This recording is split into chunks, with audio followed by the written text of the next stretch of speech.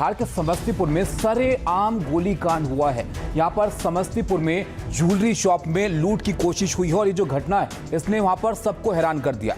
विरोध करने पर दुकानदार को गोली मार दी गई। दुकानदार के पैर में गोली लगी है, अस्पताल में उसको इसके बाद भर्ती करवाया गया। बोलेरो से यहाँ पर 7 हथियारबंद बदमाश पहुंचे थे और गले की चाबी नहीं मिलने पर फायरिंग उन्होंने कर दी। भीड़ जुटते ही मौके से वो फरार हो गए।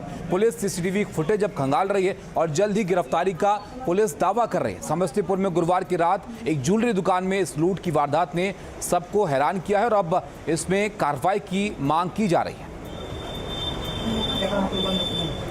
ये तस्वीरों को जरा आप ध्यान से देखिए, किस तरह से ये लुटेरे इस दुकान के अंदर यहाँ पर घुसते हैं, लूटपाट की कोशिश करते हैं और उसके बाद यहाँ से फरार हो जाते हैं। अब ये जो कैमरे की तस्वीरें हैं इसके आधार पर पुलिस इनको तलाश रही है और जल्द ही इनकी गिरफ्तारी की बात पुलिस की तरफ से कही जा रही है।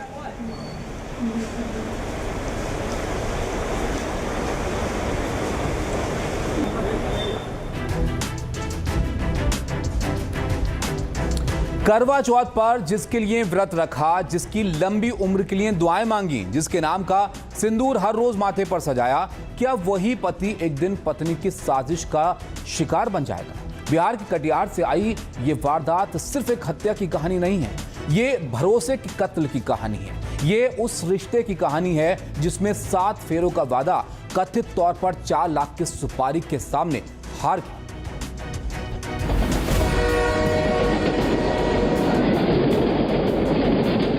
11 जुलाई जनसाधारण एक्सप्रेस अपनी रफ्तार से पटरी पर दौड़ रही थी। यात्रियों से भरी ट्रेन में किसी को अंदाजा नहीं था कि कुछ ही पल में एक परिवार उजड़ने वाला। मानसी स्टेशन पार होते ही गोलियों की आवाज गूंजी।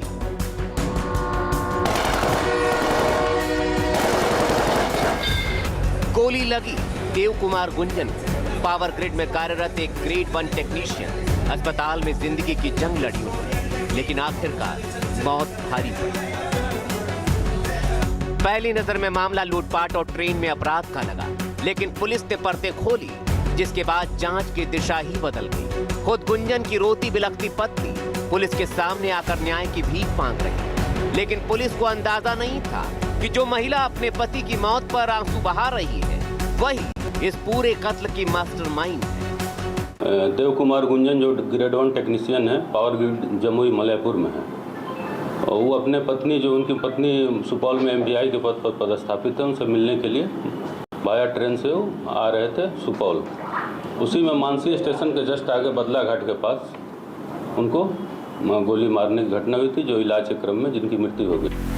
इस जघन्य अपराध में पत्नी बार बार लूट की थ्योरी पर जोर देती रही, लेकिन तकनीकी जांच, कॉल डिटेल्स और पुलिस की पड़ताल ने एक अलग ही कहानी सामने लाकर रख दी। पुलिस का दावा है देव कुमार गुंजन की पत्नी सुमित कुमारी और अजीत कुमार के बीच कथित प्रेम संबंध थे। दोनों पहले ही एक विभाग में काम कर चुके थे। समय बदला, पोस्टिंग बदली, लेकिन रिश्ता वो नहीं बदला। और फिर इस रिश्ते के रास्ते का सबसे बड़ा रोड़ा बन गया था पति यानी देव कुमार गुंजन। विशेषकर वैज्ञानिक अनुसंधान के आधार पर चीजें सामने आई कि उनकी पत्नी का अवैध संबंध एक ग्रेड 1 टेक्नीशियन ही लड़का है, अजीत कुमार के साथ था और दोनों अपने पति को मिलकर इनके पति को हटाने की अपने एक साजिश की तहत योजना बनाए और कॉन्ट्रैक्ट किलिंग के द्वारा अपने पति की उन्होंने हत्या करवाया।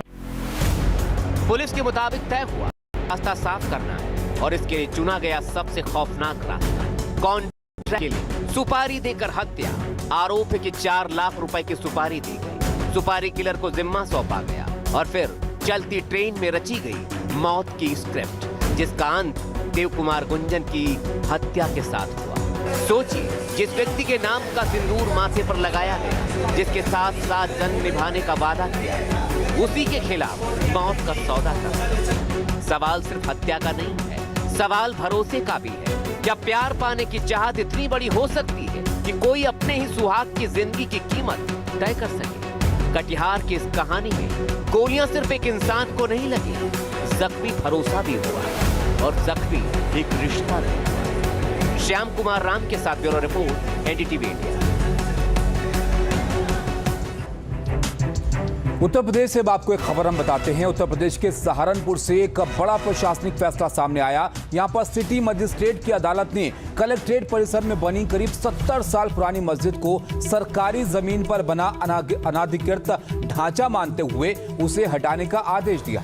अदालत ने कथित अनाधिकृत कब्जाधारियों पर 6,41,65,565 रुपए का जुर्माना भी लगाया। ये फैसला उत्तर प्रदेश सार्वजनिक परिसर अधिनियम के तहत दोनों पक्षों की सुनवाई के बाद आया है। प्रशासन ने कोर्ट के आदेश के बाद ध्वस्तीकरण की कार्रवाई की तैयारी शुरू कर दी। वहीं मस्जिद पक्ष के पास मालिकाना हक के पर्याप्त दस्तावेज नहीं होने की बात अदालत में सामने आई है।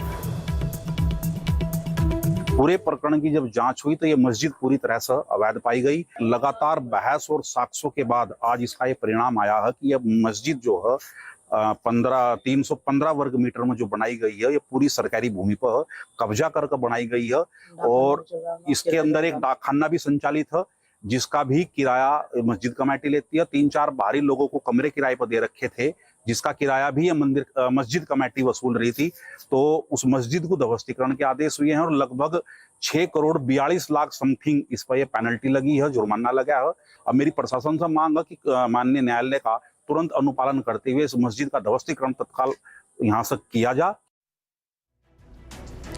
तो अब देखिए, यहाँ पर कोर्ट में मस्जिद पक्ष ये साबित नहीं कर पाया कि इसके दस्तावेज उनके पास क्या है और अब उसके बाद ये कार्रवाई यहाँ पर की जा रही है। सहारनपुर में ये बड़ा फैसला कोर्ट का यहाँ पर आया है। अब जो निर्माण था उसको यहाँ पर हटाया जाएगा। कलेक्ट्रेट से मस्जिद हटाने का आदेश यहाँ पर जारी कर दिया गया और अब इसकी तैयारी यहाँ पर की जा रही है। तो ये बड़ा फैसला यहाँ पर इस मामले को लेकर सामने आया है। मजिस्ट्रेट कोर्ट ने इस मामले पर यह फैसला सुनाया।